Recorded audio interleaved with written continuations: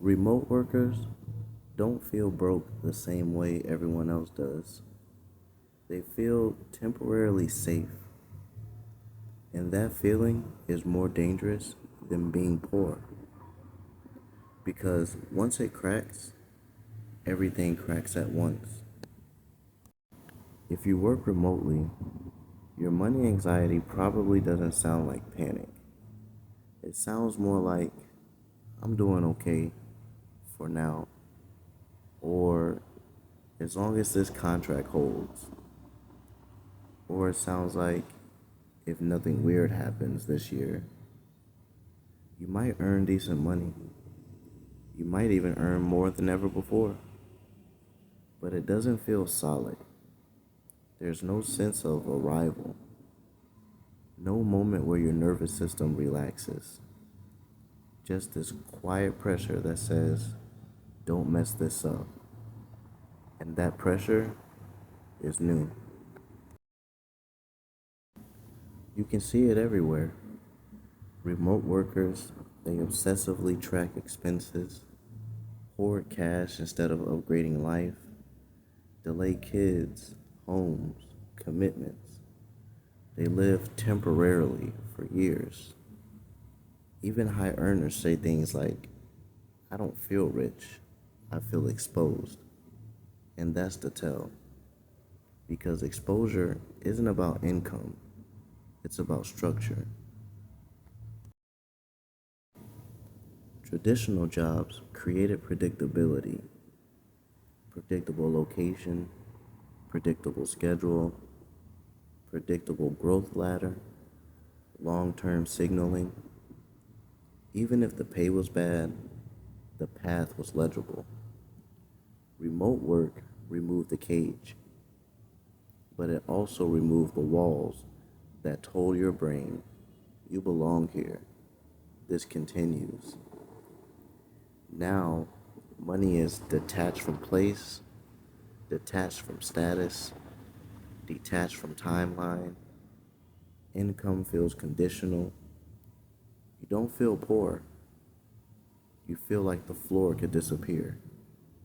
So you start managing risk instead of building a life. At this point, most people say, okay, so remote work just trades stability for freedom.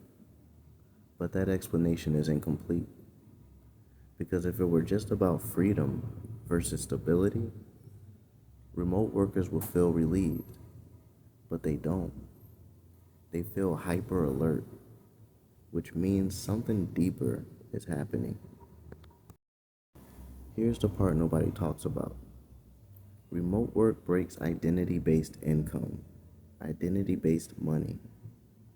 Before, your job told you who you were, where you ranked, what your future probably looked like. Remote income doesn't do that. Your paycheck no longer proves your competence, permanence, or replaceability. So your brain asks a different question. If this disappears, was I ever safe to begin with? That's why raises don't calm you. That's why savings don't feel like enough. You're not chasing more money. You're chasing proof that this is real. And this is where it gets dangerous. Because when money stops feeling real, people start making quiet, permanent sacrifices. Permanent sacrifices like never upgrading your life, or never committing, or never relaxing into adulthood. They live in extended contingency mode. Not broke, not stable, just waiting.